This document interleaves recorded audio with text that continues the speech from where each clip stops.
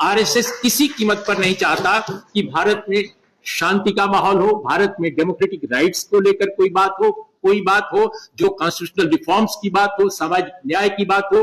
दरअसल आरएसएस चाहता है कि भारत को पीछे ले जाया जाए। जो भारत खड़ा है 1947 के बाद से और जिधर जा रहा है उसे बिल्कुल उल्टी दिशा में ले जाया जाए। वो संविधान नहीं मनुस्मृति की तरफ जाए, वो उसी तरह से जाए जैसे एक जमाने में हमारे देश के लोग रहते थे, जो शिक्षा पाने का अधिकार सिर्फ कुछ जातियों का था, कुछ समुदायों का था। बहुत सारे हमारे राजपूत लोग उत्तर प्रदेश बिहार में इस समय कूद रहे हैं कि उनको काफी कुछ हो गया है और वो उनकी कतार में खड़े हो गए हैं जो पहले इस देश पर राज करते थे। लेकिन उनको मालूम नहीं है कि उनको भी एक जमाने में कोई अधिकार प्राप्त नहीं था। उनको तो यह भी अधिकार नहीं मालूम, उनको तो यह भी नहीं बताया गया, कहा गया कि तुम क्षत्रिय हो, यह भी अधिकार छीन लिया गया था। और बाकायदे एक दौर में कहा गया कि क्षत्रिय बचे नहीं है, परशुराम ने सबको खत्म कर दिया, इसलिए क्षत्रिय। बाद में उनको क्षत्रिय का दर्जा दे दिया गया और वो अंग्रेजों के जमाने की बात है, ईस्ट इंडिया कंपनी की बात है। और ये मेरी ये खोज नहीं है, इस देश पर कास्ट पर बेहतरीन काम करने वाले एक बेहतरीन पत्रकार ने कास्ट प्राइड नाम की अपनी किताब में लिखा है, जो इसके पहले टाइम्स ऑफ इंडिया में बड़े पद पर काम करते थे। अचानक मेरे दिमाग से उनका नाम निकल गया है। If you anybody can remember his name, कास्ट प्राइड जिन्होंने किताब लिखी है, उसमें बाकायदे रिसर्च उस आदमी ने किया है और उसमें ये सारी बातें कही हैं जो मुझे अचानक याद आ गई, तो मैं आपके सामने ये रख रहा हूं। मैंने महसूस किया है हाल के वर्षों में, जब से मौजूदा सरकार है, इसके पहले भी जो सरकारें थी उस वक्त भी कोई ऐसा नहीं कि बहुत सामाजिक न्याय के मामले में बहुत दरियादिली थी, लेकिन हाँ कई अनेक बड़े काम हो जाते थे जनता के दबाव में और पार्लियामेंटेरियंस के विवेक से। देखिए आज का जो दौर है,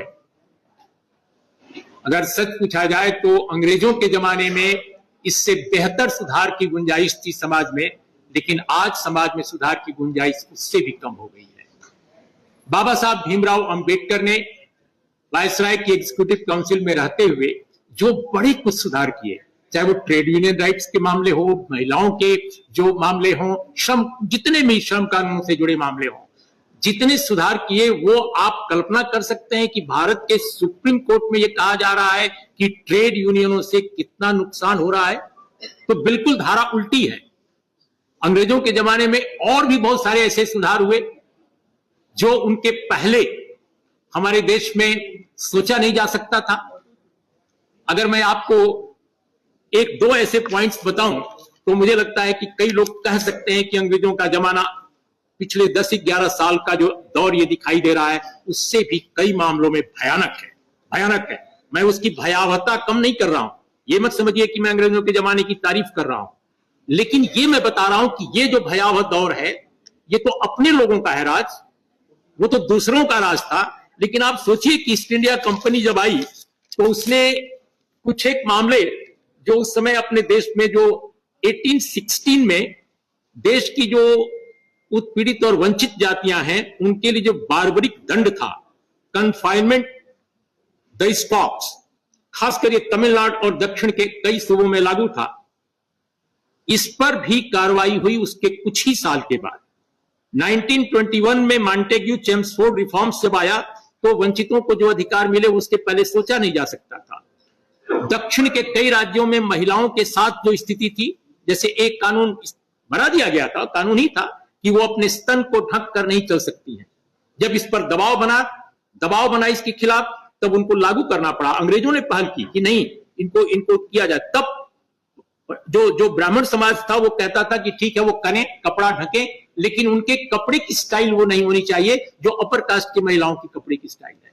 तो मैं ये चंद उदाहरण इसलिए दिया कि आज का दौर जिसे स्वतंत्र भारत का एक ऐसा दौर माना जा रहा है कि जब देश को उसके अतीत में ले जाने की कोशिश हो रही है, पीछे ले जाने की कोशिश हो रही है, तो आप अंग्रेजों के जमाने से अगर तुलना करें तो इसकी भयावहता ज्यादा है।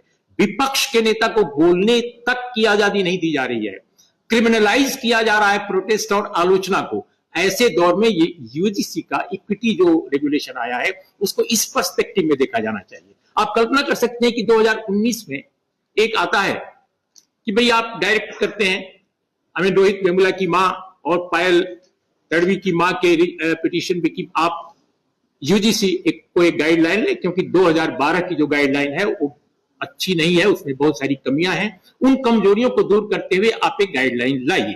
गाइडलाइन आई बहुत दिनों के बाद, मैं नहीं मानता कि वो बहुत ही शानदार है। अगर आप पूरी उस गाइडलाइन को पढ़ें 2026 की, तो उसमें बहुत सारी कमियां हैं।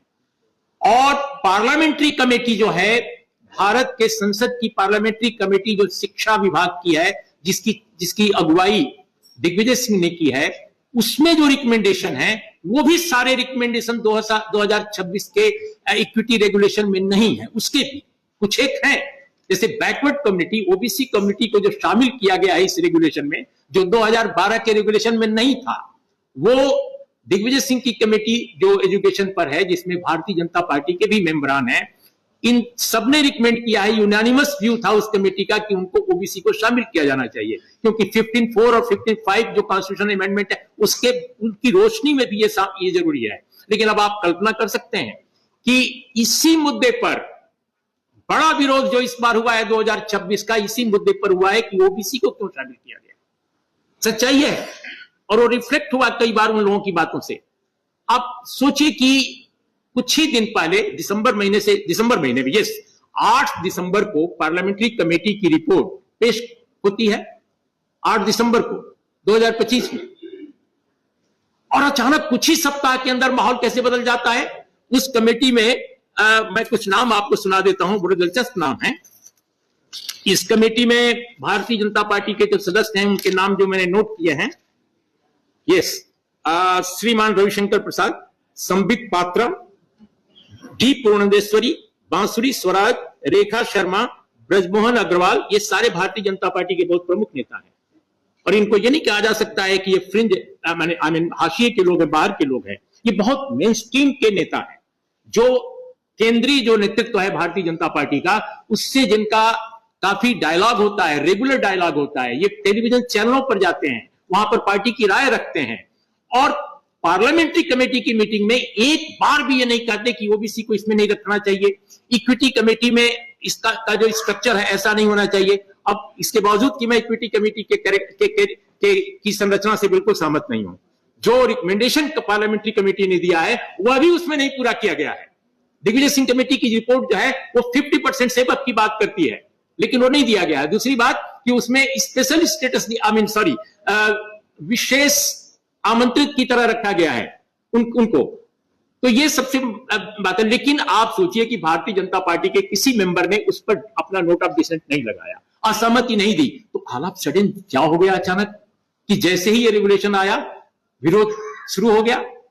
विरोध इसलिए शुरू हो गया दोस्तों कि मेरी जो जानकारी है एक जर्नलिस्ट के तौर पे, कि आरएसएस बीजेपी को उस समय तक नहीं अंदाज था। सच्चाई ये है, अब आपको मैं बता दूं, भारतीय जनता पार्टी को उस वक्त तक नहीं मालूम था कि ये क्या होने जा रहा है या इस पर भी कोई बावेला हो जाएगा। लेकिन आरएसएस जो है, आरएसएस के कुछ लोगों को लगा कि अरे ये क्या हो गया, ये तो बहुत भयानक चीज है।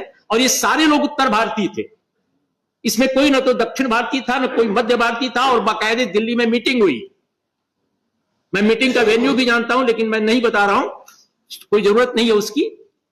और यहां पे मीटिंग हुई और कुछ लोगों को डिप्यूट किया गया। जैसे एक बात याद है ना आपको, जब उस सत्ता में नहीं थे तब भी एक बार गणेश जी पूरे देश में दूध पीने लगे थे। ठीक उसी तरह उन्होंने प्लान किया, योजना बनाई कि इसको कैसे मुद्दा बना दिया जाए पूरे देश का।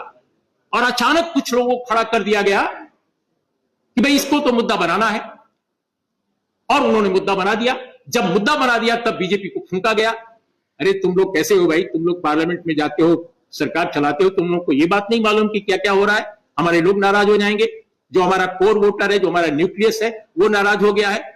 आप देखिए जो कार्यकर्ता से कथावाचक बने हैं वे लोग एक्टिव हो गए, जो आरएसएस के बहुत अंदरूनी लोग हैं, अंदर के लोग हैं, वे लोग एक्टिव हो गए। ऐसे जर्नलिस्ट जो हार्डकोर आरएसएस के हैं वो एक्टिव हो गए। तो ये पूरा का पूरा मामला दोस्तों, ये अपर कास्ट बनाम लोअर कास्ट का नहीं है, ये बेसिकली आरएसएस बनाम भारतीय जनता के बीच का मामला है। आरएसएस किसी कीमत पर नहीं चाहता कि भारत में शांति का माहौल हो, भारत में डेमोक्रेटिक राइट्स को लेकर कोई बात हो, जो कॉन्स्टिट्यूशनल रिफॉर्म्स की बात हो, सामाजिक न्याय की बात हो। दरअसल आरएसएस चाहता है कि भारत को पीछे ले जाया जाए। जो भारत खड़ा है 1947 के बाद से और जिधर जा रहा है उससे बिल्कुल उल्टी दिशा में ले जाया जाए। वो संविधान नहीं मनुस्मृति की तरफ जाए, वो उसी तरह से जाए जैसे एक जमाने में हमारे देश के लोग रहते थे, जो शिक्षा पाने का अधिकार सिर्फ कुछ जातियों का था, कुछ समुदायों का था। बहुत सारे हमारे राजपूत लोग उत्तर प्रदेश बिहार में इस समय कूद रहे हैं कि उनको काफी कुछ हो गया है और वो उनकी कतार में खड़े हो गए हैं जो पहले इस देश पर राज करते थे, लेकिन उनको मालूम नहीं है कि उनको भी एक जमाने में कोई अधिकार प्राप्त